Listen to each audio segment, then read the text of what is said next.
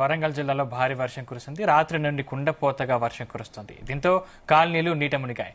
ఇళ్లలోకి నీరు వచ్చింది. వివేకానంద కాలనీ, సాయి గణేష్ కాలనీ, మధురనగర్, శివనగర్, ఎన్టీఆర్ నగర్లు నీట మునిగాయి. ముంపు ప్రాంతాల్లో వరంగల్ మహానగరపాలక సంస్థ అధికారులు సహాయక చర్యలు చేపట్టారు. మరోవైపు ఇవాళ కూడా భారీ నుంచి అతి భారీ వర్షం కురుస్తోందని వాతావరణ శాఖ బాంబు పేల్చింది.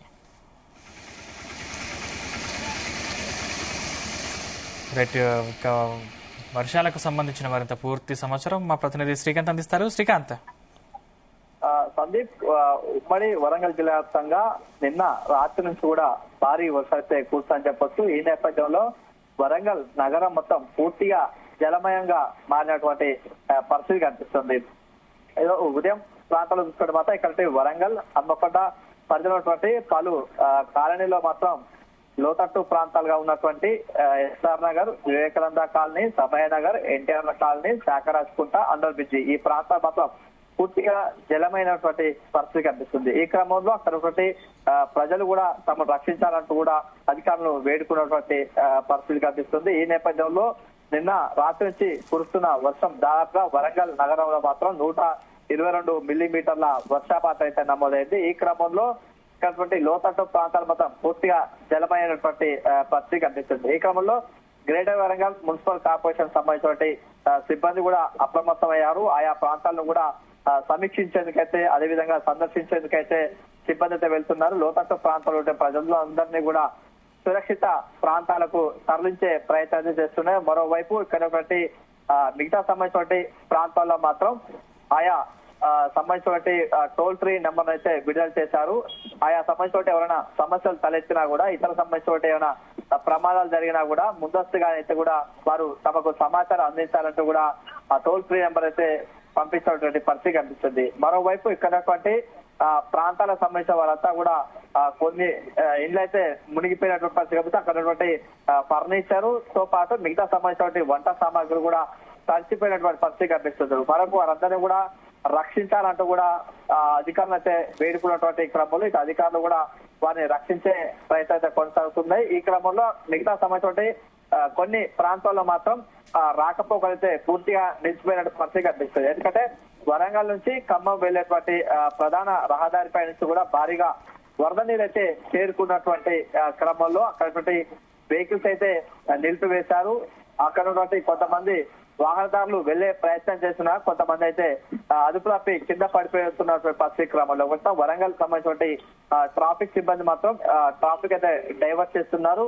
అక్కడ నుండి వెళ్ళేటువంటి ఆర్టీసీ బస్సులతో పాటు మిగతా సంబంధించిన ప్రైవేట్ వెహికల్స్ కూడా పూర్తిగా నిలిచిపోయినటువంటి పరిస్థితి కనిపిస్తుంది. అదేవిధంగా మిగతా కొన్ని ప్రాంతాల్లో చూసుకుంటే మాత్రం స్కూలుకు సంబంధించిన ఉన్నటువంటి స్కూల్ ప్రాంగణాలు మొత్తం వరద నీరుతో చిక్కుకున్నటువంటి పరిస్థితి కనిపిస్తుంది.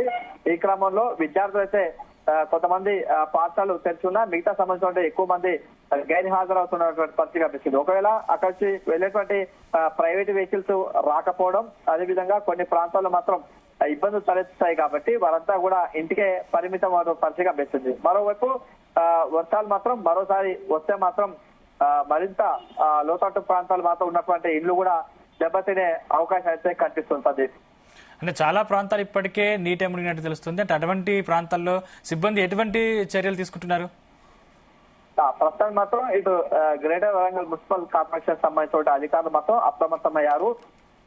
వారందరూ కూడా సురక్షిత ప్రాంతాలు తరలించడం, అదేవిధంగా పునరావాస కేంద్రాలను ఏర్పాటైతే చేస్తామని చెప్పొచ్చు. ఎందుకంటే ఇటీవల కురుస్తున్న వర్షాలకు అందరూ కూడా అప్రమత్తం కూడా అని చెప్పి ప్రజలకైతే సూచించడం జరిగింది. కానీ అనూహ్యంగా నిన్న రాత్రి సమయంలో మాత్రం భారీ వర్షం అయితే కురిసింది. ఈ క్రమంలో లోతట్టు ప్రాంతాలు మాత్రం పూర్తిగా జలమయం అవుతున్నాయి కాబట్టి అందరినీ కూడా సురక్షిత ప్రాంతాలు తరలించడం, అదేవిధంగా పునరావాస ప్రాంతాలకు వెళ్లాలంటూ కూడా వారైతే సూచిస్తున్నటువంటి పరిస్థితి కనిపిస్తుంది. మరోవైపు కనుగొట్టి కొన్ని ప్రాంతాల్లో ఉన్నటువంటి నాలాలు మాత్రం అందులో కుసించుకుపోవడం, అదేవిధంగా నిలిచిపోవడంతో కూడా వరద మీద అయితే బ్యాక్ వాటర్ అయితే ఎక్కువ వస్తుంది కాబట్టి అవన్నీ కూడా ఇళ్లలోకి అయితే చేరుకుంటుంది. కాబట్టి ఆయా సంబంధించినటువంటి ప్రాంతాలకు సంబంధించిన నాలాలను కూడా క్లియర్ చేసే పనిలో నిమగ్నం అయినటువంటి పరిస్థితి కనిపిస్తుంది. అదేవిధంగా ఇక్కడ వరంగల్ సంబంధించినటువంటి రామ్ లక్ష్మణ్ థియేటర్, ఊర్చుగుట్ట ప్రాంతంలో ఉన్నటువంటి గోడ అయితే కూలిపోవడంతో అక్కడ ఉన్నటువంటి గోడ పక్కన ఉన్నటువంటి విద్యుత్ స్తంభాలు కూడా